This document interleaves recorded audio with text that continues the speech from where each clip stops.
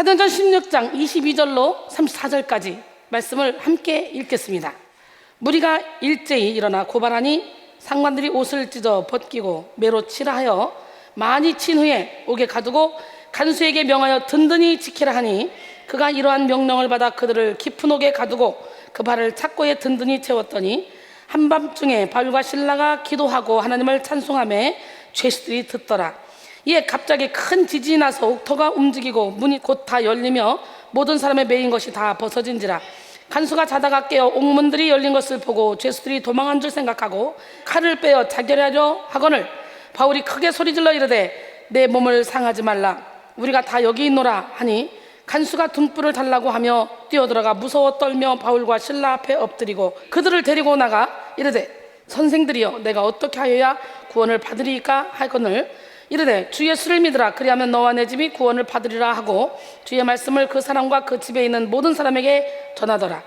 그 밤 그 시각은 간수가 그들을 데려다가 그 맞은 자리를 씻어주고 자기와 그 온 가족이 다 세례를 받은 후 그들을 데리고 자기 집에 올라가서 음식을 차려주고 그와 온 집안이 하나님을 믿음으로 크게 기뻐하니라. 찬양의 힘 여섯 번째 시간, 하늘문을 여는 찬양이란 제목으로 은혜를 나누길 원합니다. 오늘 시간에 우리가 찬양을 함으로 모든 상처가 씻어지고 하늘문을 여는 놀라운 역사를 일으키기 원합니다. 세상을 살아가다 보면 우리가 열어야 될 많은 문들이 있습니다. 오늘은 하늘문을 여는 찬양이라는 제목으로 은혜를 나눌 건데요, 수많은 문들이 있어요. 공부의 문, 만남의 문, 취업의 문, 음악의 문, 사업의 문, 행운의 문 등등 이 땅에서 인생의 성공을 위해 열어가야 할 문들이 정말 많죠. 모든 문이 열려 있어도 하늘문이 닫혀 있다면 모든 열린 문들은 헛것이 되는 거예요. 그러나 하늘문이 열려 있어봐, 그러면 이 세상 모든 문들이 다 닫힌다 해도 살 길이 열립니다. 하나님의 마음을 감동시키는 자가 되어야 우리는 축복을 받을 수 있어요. 시편 100편 4절에 감사함으로 그 문에 들어가며 찬송함으로 그 궁정에 들어가서 그에게 감사하며 그의 이름을 송축할지어다. 감사와 찬양은 문에 하늘 문을 들어가고 하늘의 궁전에 들어가는 거예요. 그래서 감사와 찬양은 하늘의 문을 여는 열쇠라는 거지. 저는 날마다 이 감사와 찬양을 하고 살잖아. 우리는 이번 한 주 계속해서 찬양의 힘이라는 테마로 은혜를 받았습니다. 실제로 음악 그 자체에 큰 힘이 있다는 연구 결과들이 많이 나와 있는데요, 토마스 세퍼 등의 심리학자들은 음악을 듣는 것이 심리적 안정을 제공한다는 사실을 입증했습니다. 이 연구에 따르면 음악에는 가장 핵심이 되는 세 가지 기능이 있는데 그것은 감정 조절, 자기 인식의 확대, 사회적 관계의 표현이라고 했습니다.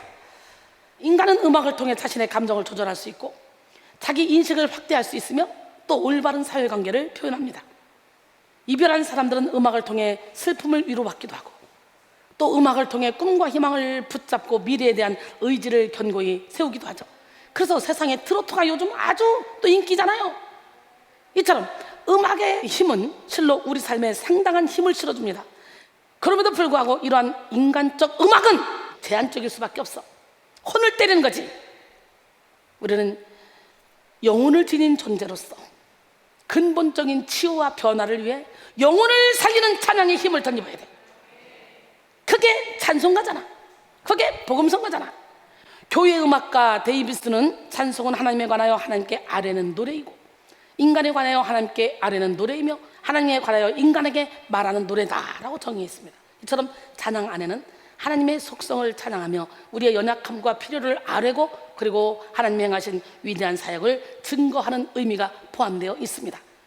좁은 의미로서 찬양은 하나님께 올려드리는 것, 넓은 의미로서의 찬양은 교인을 권면하고 가르치며 증거하는 것, 즉 간접적으로 하나님을 찬양하는 행위를 말하죠. 직접적으로 찬양하는 것은 찬송가, 간접적으로 찬양하는 것은 복음성가라고 말할 수 있어요. 무엇보다도 찬송은 하나님께서 인간을 창조하신 목적입니다.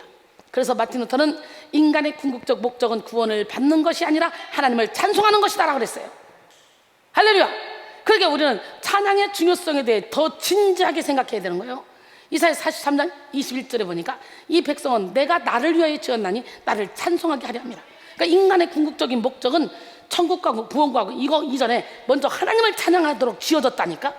찰스 스펄전 목사는 우리가 찬양을 해야 하는 이유를 묻는 질문 앞에서 그분은 여러분을 위해 위대한 일들을 행하셨다, 여러분을 끔찍한 수렁과 기가 막힐 웅덩이에서 구해내셨으며 피로 값을 주고 사셨고 세상이 시작되기 전부터 사랑하셨으며 자녀이자 하나님의 상속자 예수 그리스도와 함께한 상속자로 부르셨다. 그러니 감사로 찬양드림이 합당하지 않는가? 라고 단호히 대답했습니다. 그렇습니다. 성도는 찬양하는 백성이라는 분명한 정체성을 잊지 말아야 돼요. 과거 믿음의 선배들은 환난과 핍박 속에서도 더 깊은 찬양의 힘으로 영적 승리를 주도해 나갔습니다. 1960년대 한국교회에서 불리던 찬송가 책에 실린 찬양들의 가사는 보통 10절 이상이었다고 하는데 또 그 가사 내용은 천국, 지옥, 예수, 십자가, 은혜 이런 아주 원색적인 복음을 담고 있었어요. 이런 10절 이상의 원색적 복음의 찬양은 한 곡만 불러도 10분 이상 시간이 소요될 정도였다고 해요. 찬양 시간이 긴 만큼 예배 시간 또한 당연히 길었을 것으로 예상되잖아요. 심지어 중국의 지하교회에서 불리우는 찬양 중에는 100절까지 있는 곡도 있다고 합니다. 참으로 살아있는 예배의 현장에는 반드시 찬양 또한 살아있습니다. 오늘 이 시간 다시 한번 여러분 모두가 살아있는 찬양을 통해 성령의 충만함을 받아 영적 승리를 누리는 자들이 되기를 원합니다. 작년부터 시작된 코로나19 사태로 인해 전 세계가 우울함과 절망의 어둠이 그리워진 이때야말로 우리가 찬양의 빛을 발할 때라고 제가 말씀드리며 우리는 빛에 대한 찬양을 많이 만들고 했습니다. 여러분, 에드워드 영은 찬양은 기도보다 더 거룩하다. 기도는 하늘로 가는 길을 우리에게 보여주나 찬양은 이미 그곳에 먼저 가 있다 라고 했고, R.S. 토머스는 하나님은 우리를 찬양대 지휘자로 부르셔서 영원히 지속되는 찬양을 하게 하신다 라고 했습니다. 기도는 천국 가기까지지만 가서는 영원토록 찬양하고 하나님을 기쁘게 하는 거예요. 할렐루야. 찬양의 힘이 얼마나 큰지 알겠죠? 스펄전 목사는 매일 아침 찬양의 욕조에서 세수하라 라고 했습니다. 모두가 절망하며 탄식하는 이 어둠의 때에 우리는 찬양의 힘을 가지고 우리의 영혼을 깨우고 가정과 교회를 깨우며 이 나라와 이 민족 나가서 전 세계를 깨우는 사명을 감당해야 합니다. 설교의 대상은 인간이며 설교는 사람을 움직이잖아요. 또 기도의 대상은 하나님이고 기도는 하나님을 움직이잖아요. 그런데 찬송은요, 하나님과 사람 모두를 움직이는 강력한 힘을 지닙니다. 다윗이 수금을 탈 때 사울을 괴롭히던 악한 영이 떠나간 것처럼 찬양은 악한 영을 쫓아내며 영적 결박을 풀어내는 강력한 능력을 지닙니다. 또한 찬양은 우리 믿음의 확실한 증표이며 특히 고난 중에 올려드리는 찬양은 우리의 영성의 성숙도를 나타내는 증표입니다. 고난 중에도 찬양할 수 있어요? 야, 영성이 커졌구나. 내가 무엇을 말하고 노래하는지 살펴보면 어떤 가치관을 가지고 삶을 바라보는지 알 수 있습니다. 하나님은 마치 주문처럼 외우는 찬양을 원하시지 않습니다.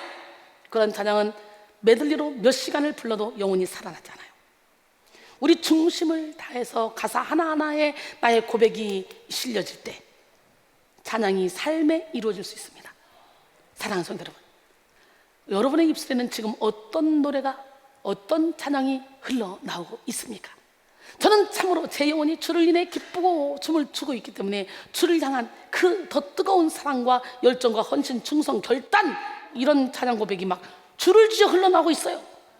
이처럼 찬양할 수 있도록, 또 찬양을 만들 수 있도록 은혜를 주신 하나님께 감사와 찬양과 영광을 올려드립니다.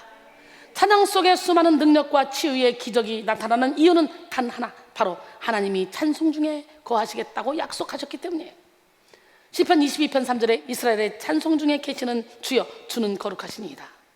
여기서 찬송으로 번역된 히브리어는 테힐라인데요, 자랑하다 또는 확신하다라는 의미를 나타냅니다. 즉 찬송은 하나님을 자랑하는 것이며 하나님을 확신하며 믿는 거예요.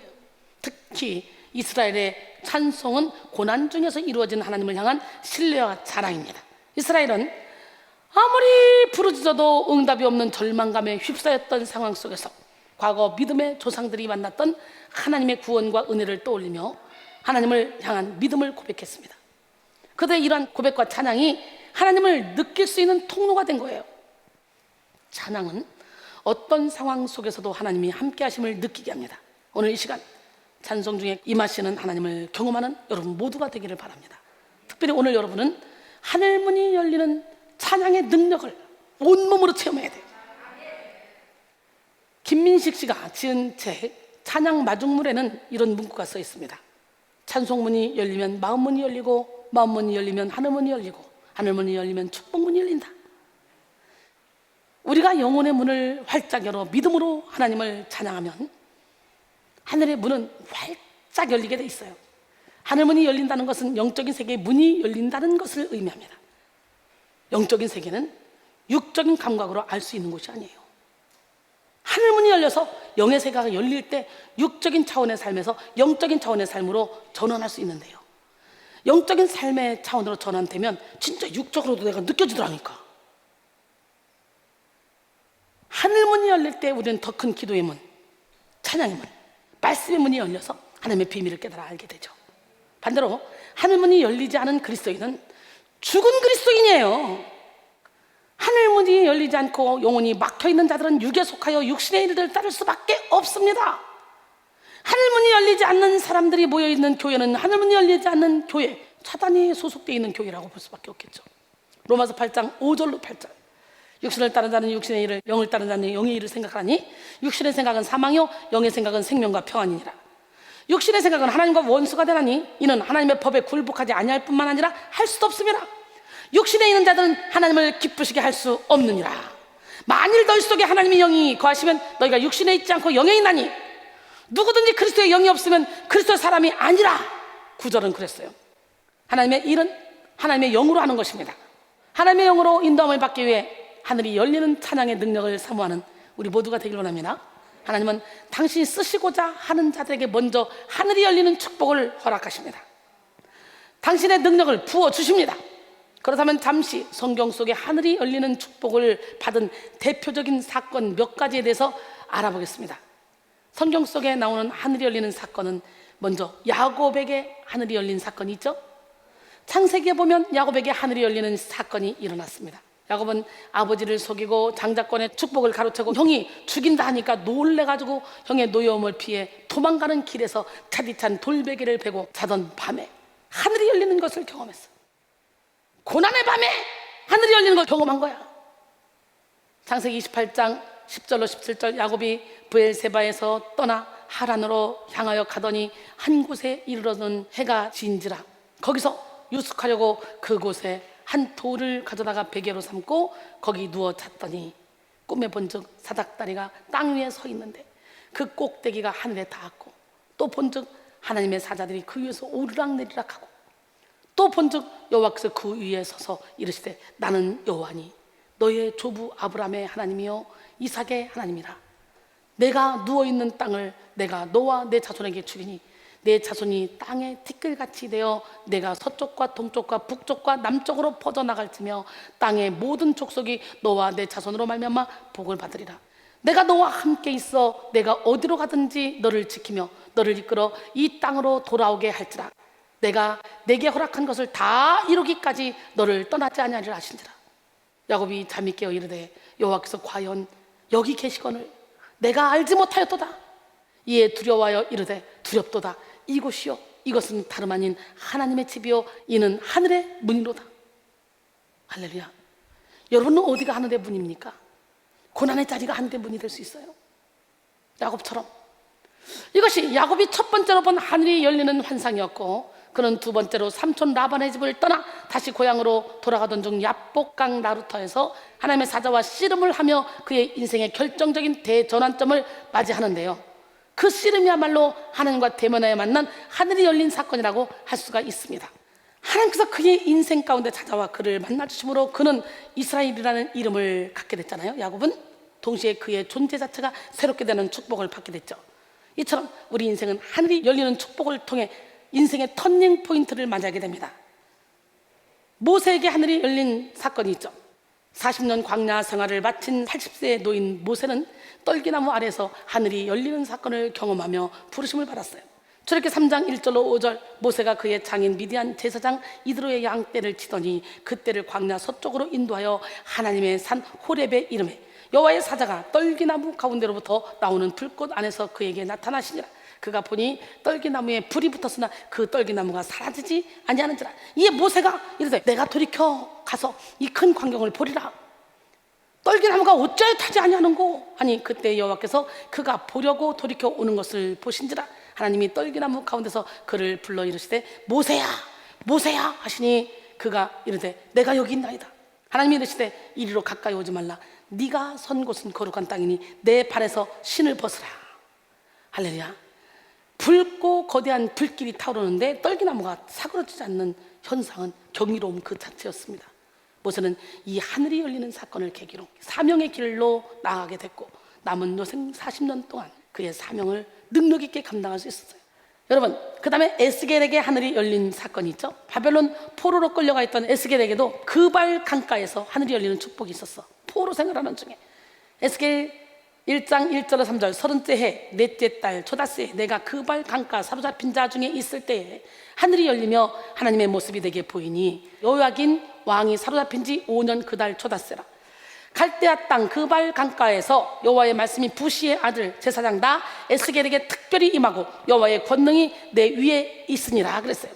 에스겔 또한 하늘이 열리는 축복을 통해 하나님의 권능을 받아서 선자로서의 삶을 잘 감당했습니다. 이처럼 사명의 삶, 선지자의 삶을 살기 위해 우리는 반드시 하늘이 열리는 축복을 받아야 돼요.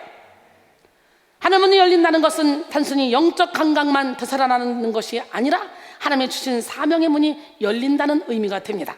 사명의 문이 열리면 그 누구도 막을 자가 없습니다. 사명의 문이 열린 자는 인생을 대하는 태도가 완전히 다릅니다.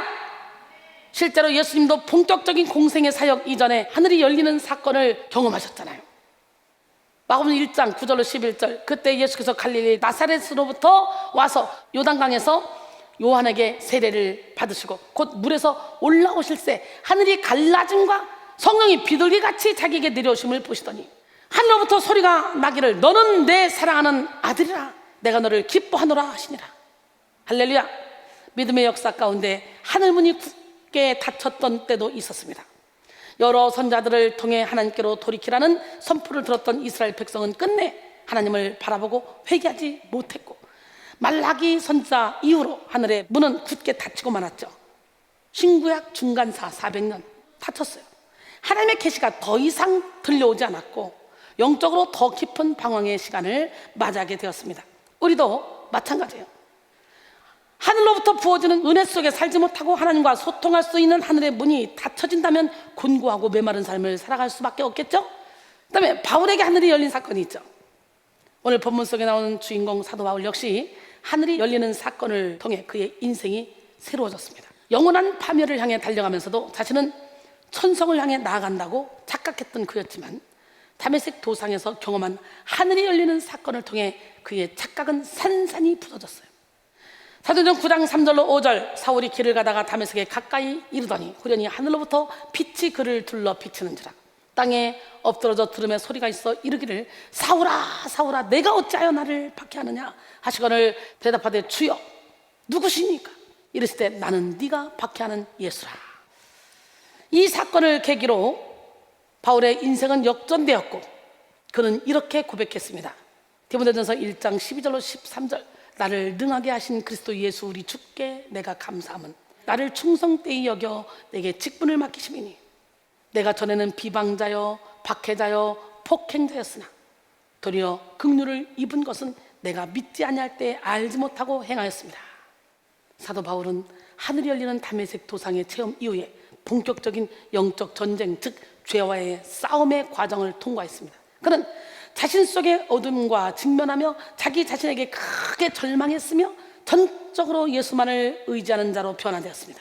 그리고 그는 더 강력한 성령의 능력으로서 죄의 세력으로부터 해방되어 오직 복음을 위해 생명 걸고 표대를 향해 달려나갔습니다. 그래서 결국은 능력의 사도로 거듭나게 된 거죠. 사도행전 20장 23절로 24절 오직 성령이 각 성에서 내게 증언하여 결박과 환난이 나를 기다린다 하시나 내가 달려갈 길과 주 예수께 받은 사명 곧 하나님의 은혜의 복음을 증거하는 일을 마치려 하면 나의 생명조차 조금 더 귀한 것으로 여기지 아니하노라 그랬어요. 이처럼 하늘이 활짝 열리는 축복을 받은 사도 바울이 복음 전파 중에 심한 핍박을 받아 감옥에 갇히게 된 이야기가 바로 오늘 본문 속 이야기입니다. 오늘의 본문의 배경이 되는 빌립보는 바울이 마게도냐의 환상을 보고 무조건 건너가 하나님의 예비하심으로 준비된 동역자 루디아를 만나 교회를 세운 곳이죠.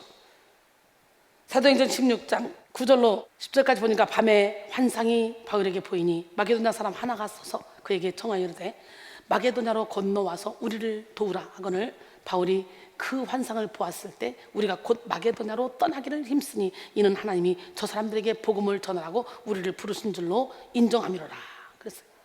그리고 14절로 16절 보니까 두아디라시에 있는 자색 옷감 장사로서 하나님을 섬기는 루디아라 하는 한 여자가 말을 듣고 있을 때 주께서 그 마음을 열어 바울의 말을 따르게 하신지라. 그와 그 집이 다 세례를 받고 우리에게 청하여 이르되 만일 나를 주 믿는 자로 알거든 내 집에 들어와 유하라 하고 강권하여 머물게 하니라. 할렐루야.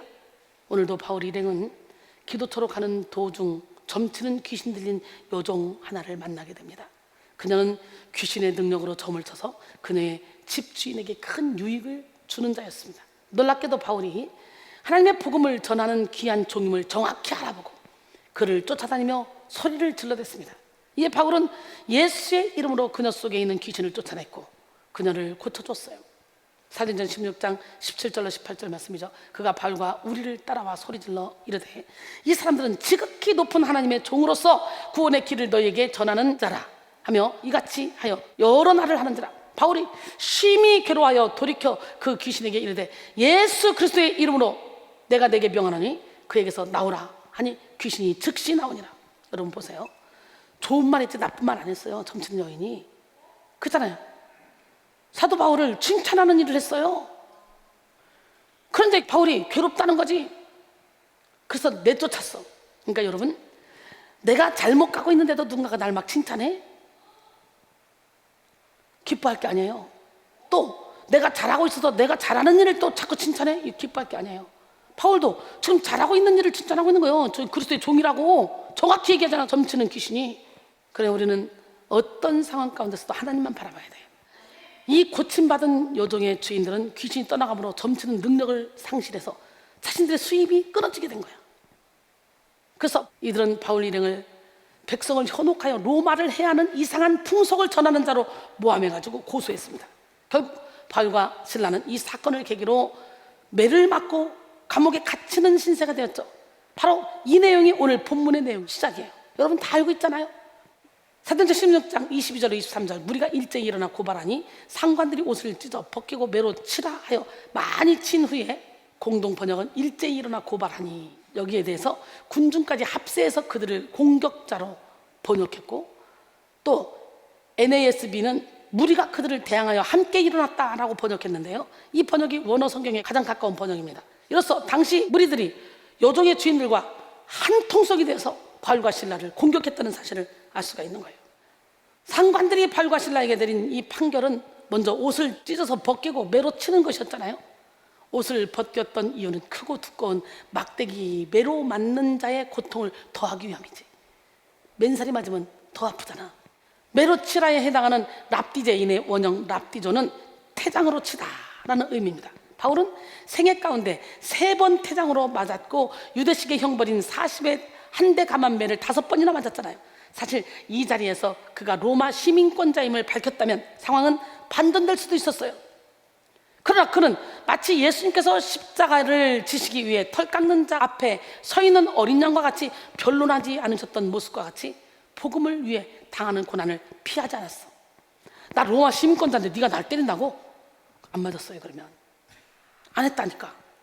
이렇게 바울과 실라는 많은 매를 맞은 후에 결국 감옥에 갇혔어요. 23절로 24절 옥에 가두고 간수에게 명하여 든든히 지키라니 그가 이러한 명령을 받아 그들을 깊은 옥에 가두고 그 발을 착고에 든든히 채웠다. 여기서 든든히에 해당하는 아스팔로스는 확실한, 견고한이라는 의미인데요. 이들이 얼마나 바울과 실라를 확실히 가두어 지켰는지를 알 수 있는 표현이죠. 깊은 감옥이라고 그러죠. 깊은에 해당하는 이 에스토라는 최상급의 의미로서 간수들은 바울과 실라를 가장 깊숙한 햇볕이 전혀 들지 않는 지하 감옥에 가두었음을 알 수 있어요. 심지어 착고에 태웠다고 했는데 이는 캄캄하고 축축한 지하 감옥에서 양다리가 벌려져 묶인 채 마치 흉악한 범죄자들처럼 취급을 당했음을 묘사하고 있습니다. 인간적 눈으로 보았을 때 바울과 실라에게는 더 이상 희망이 보이지 않는 상황이었어요. 그러나 여러분, 하나님은 인간의 소망이 끊어지는 그 한계선상에서 놀라운 기적을 일으켜 주시는 분이에요. 우리 하나님은 인생의 깊은 고난의 밤에도 노래하게 하시는 능력의 하나님이십니다. 바울과 실라는 이미 그들의 영혼 가운데 하늘이 열린 자들이었어요. 하늘을 본 자는 결코 땅의 것으로 인해 실망하지 않습니다. 돈이 없어도, 건강을 잃어도, 사업이 망해도 절대로 낙심하지 않습니다. 이들이 바라보며 소망하는 하나님의 나라는 결코 무너지지 않으며 망하지 않기 때문이죠.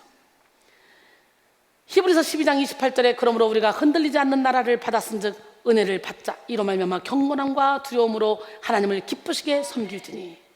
할렐루야. 진정한 찬양의 능력은 상황과 환경에 제한되지 않고 인간의 계산을 뛰어넘습니다. 내가 처한 현실에 주저하지 않게 되는 것이 찬양의 힘입니다. 믿음 있는 성도는 바랄 수 없는 중에도 예수 그리스도를 소망하는 찬양을 부를 수가 있습니다. 기쁨이 있는 성도는 열악하고 어두운 시간에도 감사하는 찬양을 부를 수 있습니다. 영원한 소망을 품은 자는 고난의 밤중에도 하나님을 찬양할 수 있습니다. 우리는 바울과 실라가 찬송했던 곡이나 가사를 알 수 없지만 분명한 것은 그들이 하나님께 그 절망적인 상황 속에서도 영광을 올려드렸다는 거죠. 비록 바울과 실라는 온몸은 매를 맞아 피투성이가 되었고 칠흑같이 어두운 깊은 감옥 속에 손발이 착고에 탁 매여 있던 신세였으나 그들의 영혼은 오히려 하나님의 영으로 인해 더욱더 충만해졌어요. 그들의 몸은 묶을 수 있었으나 영혼은 묶을 수가 없었다는 거지. 그리고 그 충만한 영혼의 깊은 밤에도 하나님을 전심으로 찬양하게 만들었던 거죠. 이제 오늘의 하이라이트, 바울과 실라의 하늘문을 여는 찬양을 본격적으로 살펴보고 은혜 받기를 원합니다. 오늘 25절에 한밤중에 바울과 실라가 기도하고 하나님을 찬송하며, 여기서 한밤중에 해당하는 카타토 메소닉티온, 이거는 대략 밤 12시경을 의미합니다. 인간적으로 볼 때 이들은 심한 매를 맞은 후 착고의 고통으로 인해 더 이상 잠을 잘 수 없었을 것이에요. 그러나 이런 고통 속에서도 이들의 반응은 놀랐습니다. 극심한 아픔과 억울함, 그 속에서도 결코 분노하거나 하나님을 원망하는 것이 아니에요. 사명자로서의 회의나 좌절감을 느끼지도 않았어요. 이들은 결코 그런 일로 넘어지지 않았어요. 이들이 당한 고통은 자신들의 과오로 인한 것이 아니었으나 하나님께 따지거나 항의하지 않았다는 거예요. 나 억울해요, 나 잘못 없어요, 복음 전하다 이렇게 됐어요 라는 말을 안 했다는 거지. 바울과 실라는 전혀 나 억울하다고 말도 안 했어. 오히려 환난 날에 간구할 때 응답하시는 하나님을 부르며 생명의 하나님께 기도했습니다.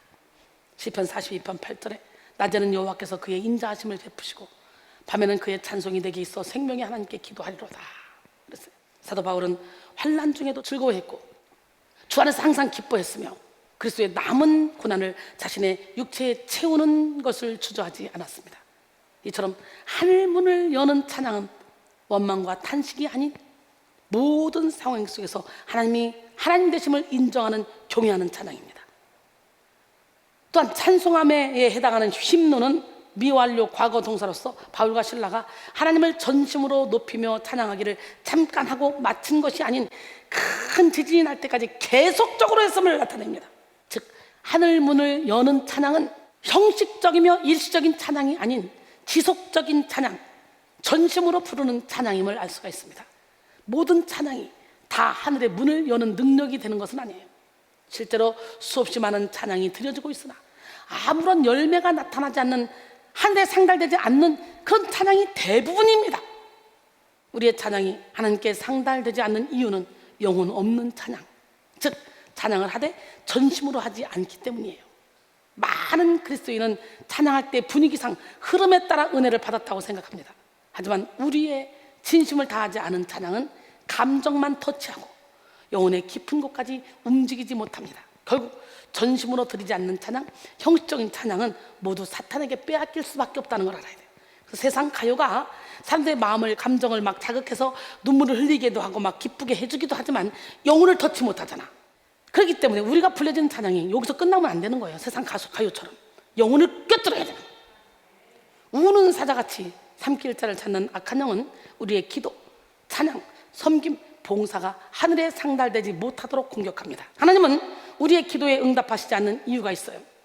자기 욕심에 미혹된 기도로 하늘에 상달되지 못했기 때문이고 우리의 찬양을 받으시지 않는 이유는 형식적인 찬양에만 그쳐 하늘에 상달되지 못하기 때문이에요. 우리는 전심으로 찬양하며 영으로 찬양해야 돼. 영혼이 담긴 찬양은 성도가 하나님 안에 거하고 있음을 인식하게 합니다. 성도는 찬양을 통해 하나님 안에서 안정감과 평안함을 누릴 수 있고 감사와 담대함을 소유할 수 있습니다. 그리고 찬양 가사를 삶의 고백으로 승화시켜 삶에 놓인 장애물과 어려움들을 뚫고 나갈 수 있습니다. 여러분, 이것이 바로 하나님을 찬양하고 하나님을 예배할 때 일어나는 일입니다. 우리는 찬양을 통해 일으키시고 회복시키시는 하나님의 역사를 체험해야 됩니다. 여러분, 저는 찬양을 할 때 결코 형식적으로 하지 않습니다. 한 곡을 해도 영혼을 쏟아 전심으로 부르짖어 진성으로 부르는 영적 찬양을 합니다. 그저 귀로 듣기에 감미롭고 아름다운 찬양이 아닌 하나님의 마음을 감동시키는 전심의 찬양, 진성으로 부르짖는 찬양을 통해 하나님은 수없이 많은 치유의 기적을 나타내 주셨습니다.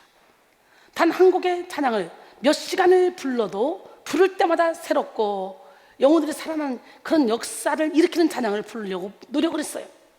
하나님은 제 찬양을 통해 성도들과 하나님 사이에 다리 놓는 역할을 하게 하셨습니다. 사망의 그늘에 앉아있는 성도들도 생명의 자리로 옮겨졌고 완악한 마음을 가진 사람들도 어린아이의 순수함을 되찾는 기적이 일어났어요. 찬양이란 선택의 차원이 아닌 성도의 분명한 의무입니다. 구원받은 모든 자들은 마땅히 하나님을 찬양해야 할 의무와 사명을 갖고 있습니다.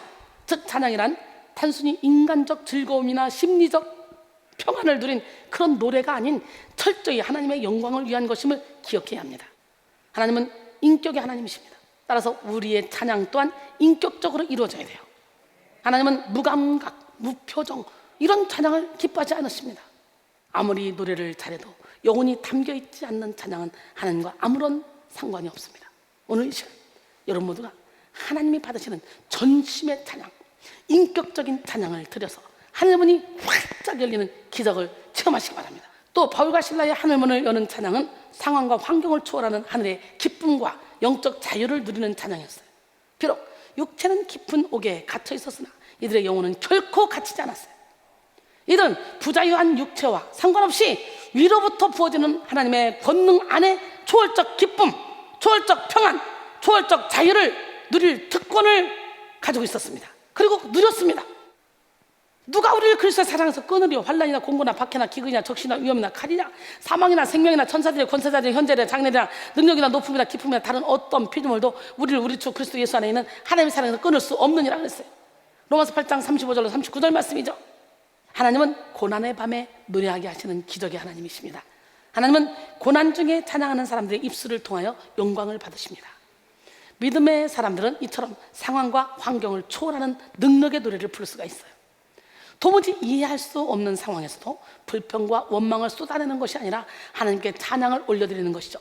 고난 중에 부르는 찬양은 한 차원 높은 찬양입니다.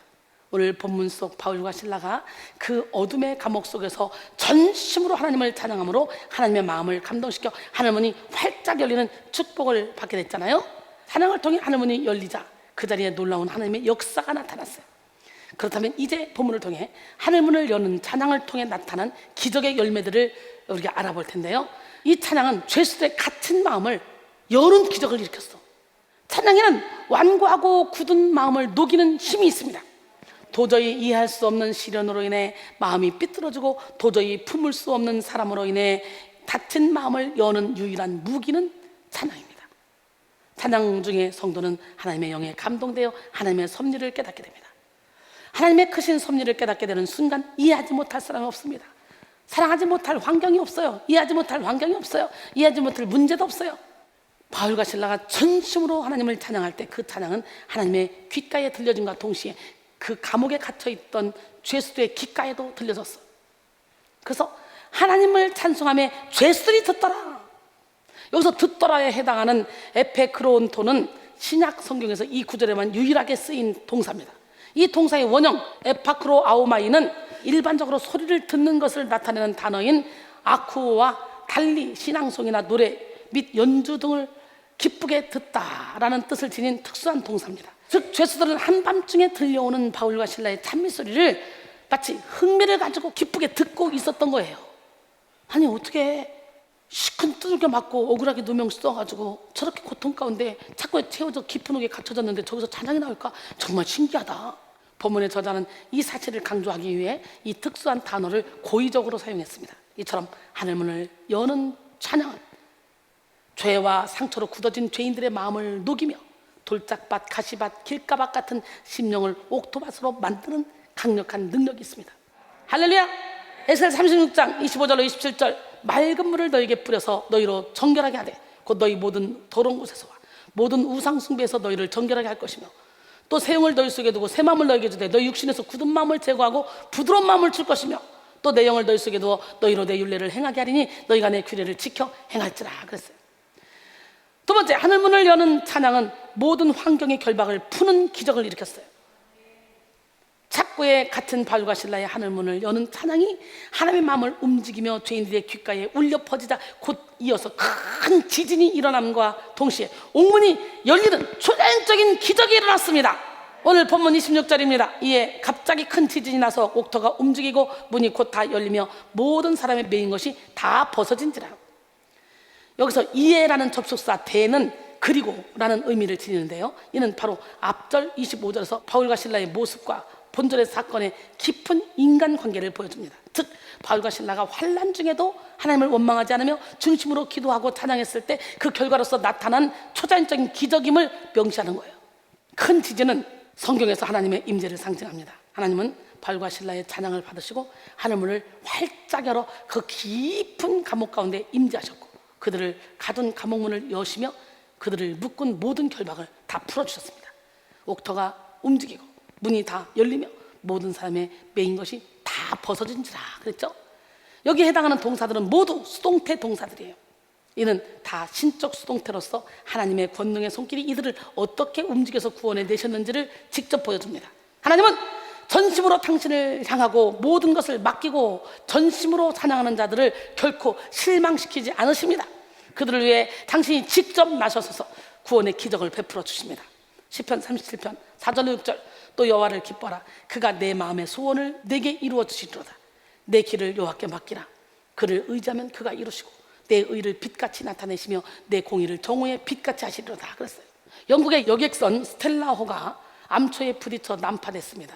거친 파도는 승객들이 탄 구명보트를 삼켜버렸습니다. 그런데 12명의 여성이 탄 구명보트는 누가 없어도 계속 균형을 유지했어요. 그 보트에는 유명한 가수인 마가렛 윌리엄스가 타고 있었는데요, 그녀는 승객들을 향해 외쳤습니다. 여러분, 이제 하나님께 의지합시다. 믿음의 징표로 함께 찬송을 부릅시다. 12명의 여성은 찬송을 부르며 공포의 밤을 보냈습니다. 그들은 사나운 폭풍과 칠흑 같은 어둠 속에서도 희망을 잃지 않고 찬양을 불렀어요. 이튿날 아침 순양함이 생존자들을 찾아 나섰습니다. 그러나 짙은 안개 때문에 한 치 앞도 볼 수가 없었어요. 그때 어디선가 여인들의 찬송 소리가 들리는 거예요. 구조대원들이 소리의 근원지를 찾아 가보니 여인들이 구명보트에서 찬송을 부르고 있었어요. 결국 하나님을 찬양했던 12명의 여인들은 영육으로 구원받는 기적의 주인공이 됐죠. 오늘 이 시간 여러분 모두가 고난의 밤에도 노래할 수 있는 찬양의 힘을 덧입기를 바랍니다. 참으로 우리는 우리의 영혼을 치료하는 찬양의 능력을 받아 상황과 환경을 초월하여 하나님을 찬양하는 영적 승리자들이 되어야 합니다. 한계를 초월하는 성도의 찬양은 수많은 영혼들에게 도전을 주고 하나님의 마음을 기쁘게 하고 감동시킵니다. 하나님의 마음을 감동시켜 하나님이 일하시게 한다면 우리 인생의 모든 문제는 저절로 해결되지 않겠어요? 하박국 선지자는 이스라엘이 맞이하게 된 환난의 예고 앞에서 심히 두려워 떨었지만 곧 믿음의 찬양으로서 그 모든 환난의 상황을 초월해서 승리의 고백을 했습니다. 비록 무화과 나무와 무성하지 못하며 전쟁이 일어나서 포도나무에 열매가 없으며 감람나무에 소출이 없으며 밭에 먹을 것이 없으며 우리의 양이 없으며 외양간에 소가 없을지라도 나는 여호와로 말미암아 즐거워하며 나의 구원의 하나님으로 말미암아 기뻐하리로다. 주 여호와는 나의 힘이시니 나의 발을 사슴과 같게 하사 나를 나의 높은 곳으로 다니게 하시리로다. 이 노래는 취하는 사람을 위하여 내 수금에 맞춘 것이니라 그랬어요.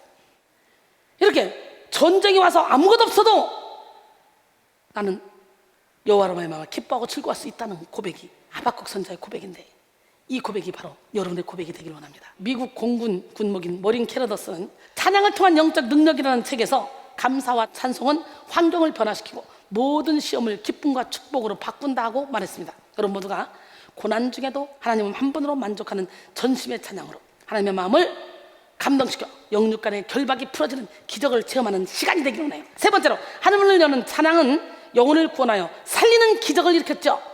바울과 신라의 찬양으로 옥토가 흔들리고 지진이 일어났으며 괴수들의 메인 모든 것이 풀어진과 동시에 가장 큰 두려움에 사로잡힌 사람이 있었는데요. 그는 바로 감옥의 간수였잖아요. 간수가 자다가 깨어 옥문들이 열린 걸 보고 죄수들이 다 도망친 줄 아는 거지. 그리고 차라리 내가 죽는 게 낫겠다. 칼을 빼서 자결을 하려고 합니다. 로마법에서는요, 간수가 죄수를 놓칠 경우 그 책임은 매우 과중했는데, 그것은 간수가 대신 죽음으로 책임지거나 혹 죄수가 받은 형량만큼 벌을 받는 것이었다 그래요. 옥문이 열린 즉시 간수는 그 어두운 감옥 속에 죄수가 여전히 있는지 그 여부에 대해서 미처 확인할 수 없었기 때문에 당연히 죄수들이 도망갔을 거다 생각했지. 심지어 자신이 받을 형벌이 너무 두려워서 자결하려고 한 것입니다. 이 긴박한 상황을 묘사하기 위해 자결하려 학원을 내서 학원을에 해당하는 미완료 과거 동사 에벨렌이 사용되었는데요. 아마 바울과 신라가 1초만 늦게 제지했더라도 간수의 칼은 그 자신의 심장을 꿰뚫었을 거예요. 28절로 30절 보니까 바울이 크게 소리질러 이르되 네 몸을 상하게 하지 말라. 우리가 다 여기 있노라. 간수가 등불을 달라고 하며 뛰어들어가 무서워 떨며 바울과 신라 앞에 엎드리고 그들을 데리고 나가 이르되 선생들이여, 내가 어떻게 하여야 구원을 받으리까 하거늘. 할렐루야. 간수는 이제껏 한 번도 경험해보지 못한 초자연적인 사건 앞에서 심하게 요동치는 자신과 달리 지극한 평온을 누리고 있는 바울과 신라를 향해서 참된 구원의 길을 묻고 있습니다. 한편 바울과 신라는 하나님께서 초자연적인 기적을 일으키사 자신들의 모든 결박을 풀어주셨다는 사실을 잘 알고 있었지만 그 자리에서 즉시 도망치지 않았어요. 오히려 이들은 이 기적 앞에서 또 한 번의 위대한 복음의 기회를 포착했습니다. 이들의 초점은 자신들의 안전과 유익에 있지 않았고 오직 그리스도의 복음을 증거하는 일에 맞춰져 있었기 때문이에요. 이들은 하나님께서 이 기적을 허락하신 것이 그 감옥 안에 구원해야 할 한 영혼을 위한 것임을 믿었습니다. 따라서 이들은 자결하려는 이 간수를 향해 즉시 복음의 메시지를 전한 거예요. 이르되 주 예수를 믿어라. 그리야만 너와 내 집이 구원을 받으리라 하고 주의 말씀을 그 사람과 그 집에 있는 모든 사람에게 전하더라. 할렐루야. 이 말씀은 구원의 진리를 짧은 문장으로 요약한 매우 유명한 구절입니다. 특히 이 구절은 구원이 어떠한 행위로서가 아닌 오직 믿음으로 가능하다는 기독교 진리의 핵심이 잘 드러나죠. 바울은 예수라는 단어 앞에 주에 해당하는 퀴리온을 호칭으로 사용했고 또 그 단어 앞에 정관사 톤을 붙임으로 오직 예수님만이 유일한 주이심을 강조하고 있습니다. 또한 미드라에 해당하는 피스티우소는 부정과거 명령형으로 단회적이며 결정적인 동작을 나타내는데, 즉 공로를 쌓는 어떤 행위가 요구되지 않고 단지 믿는 것으로만 구원이 이루어진다는 사실을 부각시켜줍니다. 사실 구원은 분명 개별적 믿음으로서 받는 것이죠.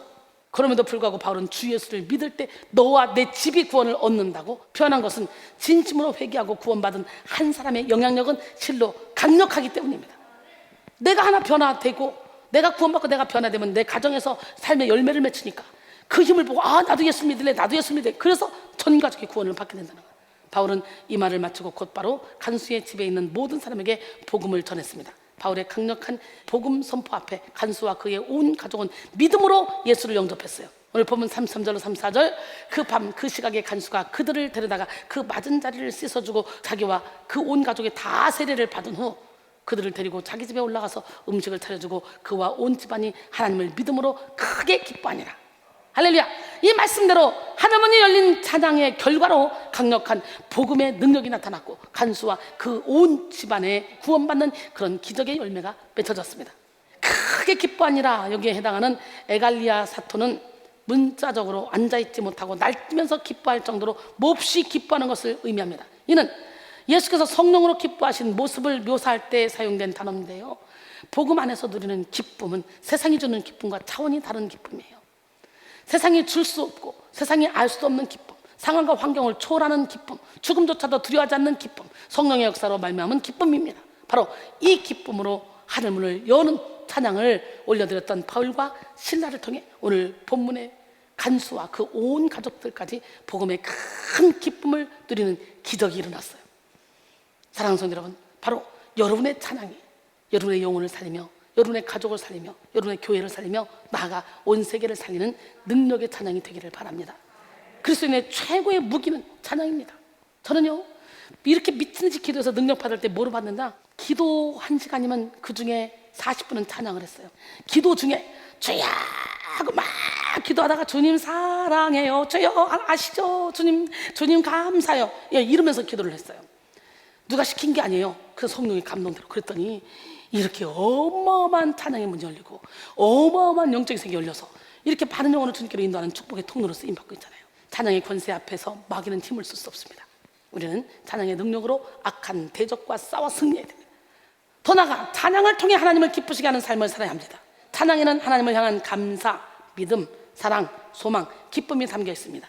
하나님께서는 찬양을 받으시기 위해 인간을 창조하셨다 그랬잖아요. 그러기에 성도가 하나님을 찬양할 때 하나님은 가장 기뻐하십니다. 이 시간 곡조가 실린 기도로 하나님을 기쁘시게 하고 우리 또한 참된 기쁨을 누리기를 원합니다. 결론적으로 오늘은 찬양의 힘 테마 6번째 시간 하늘문을 여는 찬양이라는 제목으로 함께 은혜를 나눴습니다. 하나님은 당신의 자녀들을 사용하실 때 먼저 하늘문을 열어 능력을 부어주십니다. 성경 속 수많은 인물들과 같이 우리도 하늘문이 열리는 은혜를 사모해야 합니다. 특별히 하늘문을 여는 찬양의 비결을 배워야 합니다. 오늘 본문 속 바울과 실라는 복음을 전하다가 심한 매를 맞으며 가장 깊은 옥에 갇혀 중한 고통을 당하고 있었지만 고통 중에도 충만한 영혼으로 하나님을 전심으로 찬양했습니다. 이들을 통해 배우게 된 하늘문을 여는 찬양은 원망과 탄식이 아닌 모든 상황 속에서 하나님 되심을 인정하며 경외하는 찬양이며 형식적이고 일시적인 찬양이 아닌 지속적인 찬양, 전심으로 부르는 찬양이고 나아가 상황과 환경을 초월하는 하늘의 기쁨과 영적 자유를 누리는 찬양임을 알 수가 있었습니다. 이처럼 하늘문을 여는 이 찬양의 자리에 하나님은 강력히 임재하셨고 그 자리에는 놀라운 기적의 열매가 나타났습니다. 즉 죄수들의 갇힌 마음을 여는 기적, 모든 환경의 결박을 푸는 기적, 영혼을 구원하여 살리는 기적의 역사가 나타났죠. 여러분 모두가 하늘문을 여는 찬양의 힘을 덧입으셔서 많은 영혼들을 주께로 인도하는 축복의 통로가 되기를 주님의 이름으로 축원합니다.